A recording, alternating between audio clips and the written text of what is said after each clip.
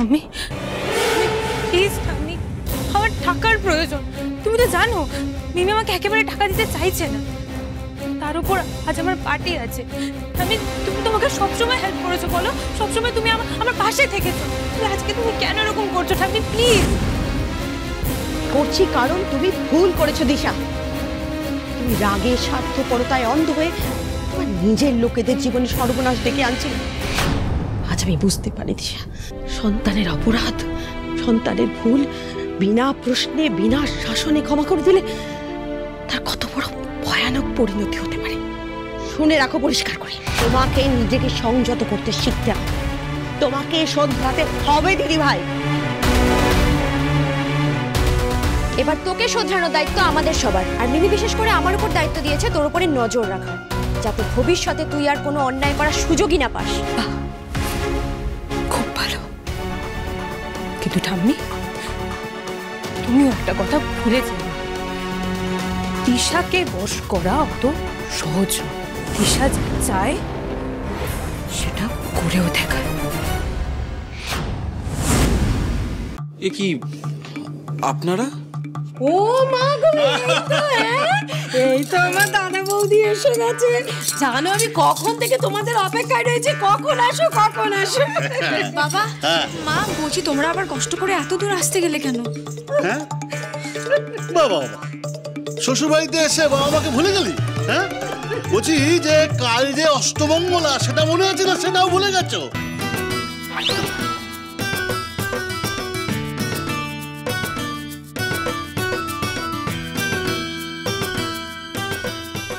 তাই তো আজ তোকে আর জামাইকে নিতে চলে এলাম।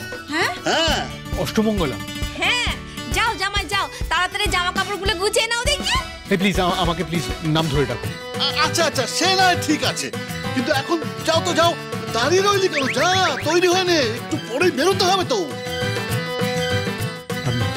দেখুন আমার ইম্পর্টেন্ট কাজ আছে, আমি এখন অত দূর যেতে পারবো না।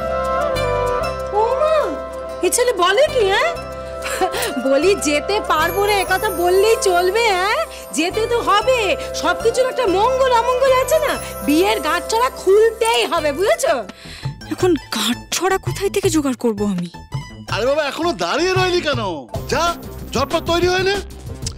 বাবা গ্রামের লোককে কথা দিয়ে এসছি তোদেরকে নিয়ে যাব, এখন যদি ঋদ্ধিমান না যায় তাহলে তো আমার বোনের কথাই সত্যি।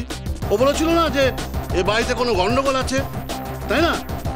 আপনারা আমার মেয়েকে মেনে নেননি। ইয়ে বাবা কি সব বলছেন আপনি? আমরা তো বিন্দিকে মেনে নিয়েছো, তো খুব ভালো মেয়ে, আমাদের বাড়ির মেয়ের মতন ভালোবাসি ওকে, তাই না? হ্যাঁ আপনারা এইসব নিয়ে কোনো টেনশনই করবেন না। আচ্ছা তাই যদি হয় তাহলে ঋদ্ধিমান যেতে চাইছে না কেন?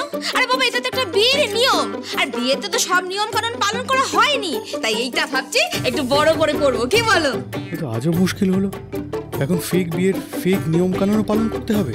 হ্যাঁ আর ঋদ্ধিমান যদি না যায় তাহলে কিন্তু আমি আমার মেয়েকে নিয়ে সুন্দরগড় ফিরে চলে যাব, বলে দিলাম।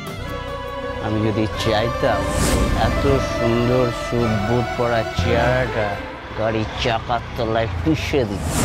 ওই গুন্ডা ছেলেটা তো এই সুযোগেরই অপেক্ষা করছে। দেখুন সত্যি সত্যি যদি আপনাদের ঋদ্ধিমান আমার মেয়েকে ভালোবেসে থাকে তাহলে তো ওকে ছাড়া ওর থাকার কথা নয়, তাই না? আজকে কিন্তু ওই ঋদ্ধিমানের ভালোবাসার পরীক্ষা, এবার ঋদ্ধিমানই ঠিক করবে ও যাবে কি যাবে না। হ্যাঁ ঋদ্ধি যাবে যাবে যাবে। আচ্ছা এই দাঁড়ান, হ্যাঁ আমাদের একটা ছোট্ট শর্ত আছে। শর্ত? মানে ওই ঋদ্ধি আর বিন্দি একা যাবে, মানে আমরা সবাই যাবো। সবাই যাবেন?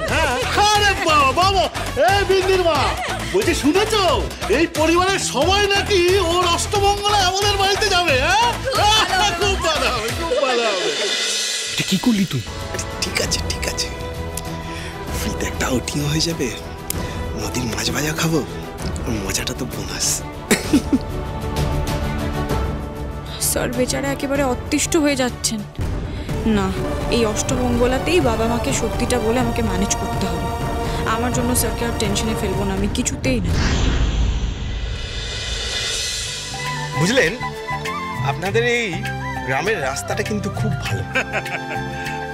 এত সবুজ, এত গাছপালা, আমার তো দেখি কেমন ফ্রেশ ফ্রেশ হচ্ছে। মানে শহরের পলিউশন থেকে যত দূরে যাচ্ছি তত আমার লাংসে ফ্রেশ অক্সিজেন ঢুকছে, বুঝলেন? কিছু করেছে তো ফ্রেশ অক্সিজেন, মন ফুরফুরে করছে। এদিকে আমাদের কত মিটিংস, কত অ্যানাউন্সমেন্টস সব ফেলে দিয়ে আমরা চলেছি সুন্দর করে। এখন সবার ভর্তি প্রাণ গড়ের মাঠ একেবারে। রাগ করছেন কেন ঋদ্ধিমান? বুঝি রোজকার কাজের মধ্যেও না মাঝে মধ্যে বেরিয়ে পড়তে হয়। বাবা এতক্ষণে নিশ্চয় মা পিসি পুরো আজকের মেনু সেট করে ফেলেছো বলো, মানে বাড়ি যাবে আর কোমর বেঁধে লেগে পড়বে। হ্যাঁ, আমি কিন্তু সর্বভূ, মানে খাবারটা টেস্টি হলেই হলো। শোনো না, বলছি এখন কেন করছো? বাড়িতে খেতে পাও না তুমি? না পাই তো, কিন্তু তুমি তো আমাকে স্ট্রিক্ট ডায়েটে রাখো। আমার তো দুদিনের জন্য মুক্তি পেতে ভালোই লাগে, তাই না? মুক্তি চাই না তোমার? ওকে ফাইন, বাড়িতে গিয়ে সমস্ত রকম খাওয়া দাওয়া থেকে তোমাকে আমি মুক্ত করে দেবো, শুধু লিকুইড ডায়েটে খাবে। না থাক না, উনি খাদ্য রসিক মানুষ। এই প্রথমবার আপনারা আমার বাড়িতে যাচ্ছেন, আপ্যায়নের কোনো ত্রুটি থাকবে না। আর ওই বিন্দির ওই প্রথমবারের পছন্দ না আমার ঠিক পছন্দ হয়নি। তবুও বাবা কি হচ্ছেটা কি জাতা কথা বলছো তুমি স্যারকে নিয়ে? না আমি তো সত্যি কথাই বললাম। মা, আমি নাকি শুনেছি ওখানে বাঘ আছে, আর ভাল্লুক, চিতা এইসব নাকি দেখা যায়। থাকতেই পারে, সেই কারণে একদম এদিক ওদিক করবে না তন্নি, ঠিক আছে? চুপচাপ থাকবে। তুমি তো তোমার মায়ের মতো ডেপো, ওখানে গিয়ে একদম ডেপো করবে না, শান্ত হয়ে থাকবে। কেন? তাহলে ঘুরতে যাচ্ছে কি করতে? শোনো, বাঘ সিংহ দেখে ওরকম ভয় পেলে চলবে না। রাক্ষস খোকস যদি সামনে আসো ওদেরকে ফেস করতে হবে। মা না অন্য কিছু, হ্যাঁ? কোথায় মেয়েদেরকে বারণ করবে তা নয়। কেন বারণ করবো কেন? শোনো, জীবনে সবকিছুর এক্সপিরিয়েন্স দরকার। খেলবে, পড়বে, হাত পা কাটবে, তবেই তো শিখবে জীবনে কি করে চলতে হয়। না, আমার মেয়েরা সব কিছু করবে না। না, তোমার মেয়েরা ওসব কিছু করবে না। ওর ব্যাং হয়ে থাকবে দুটো মেয়ে। দরকার পড়লে তাই থাকবে।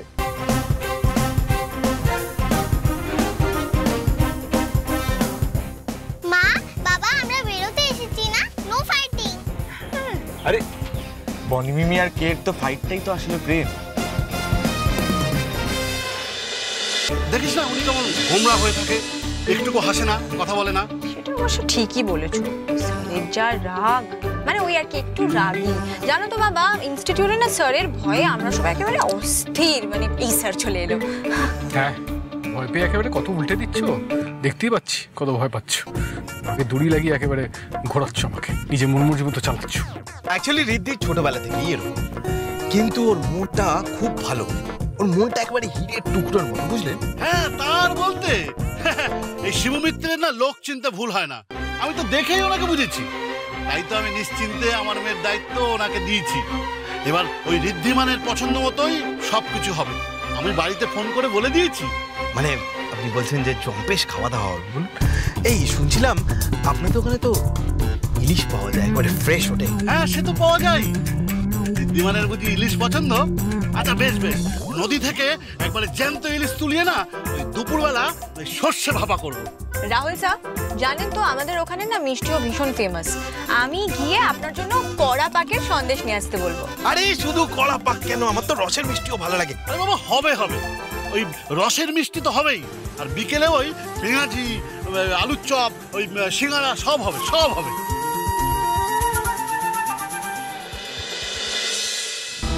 সবাই আমাদের এলাকা সুন্দর করে যাচ্ছে। বিন্দির অষ্টমঙ্গলা তো পুরো জমে যাবে। আজ ওখানে হয়ে যাবে দুধ কা দুধ, পানি কা পানি।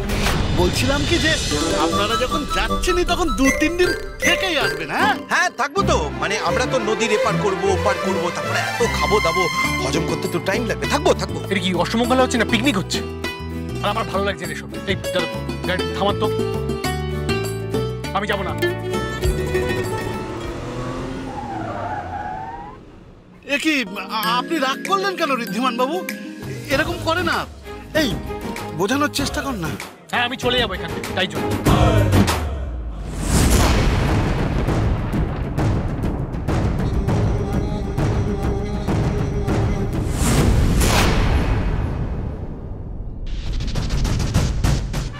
বস, পাখি কিন্তু হাতের মুঠোয় এসে গেছে।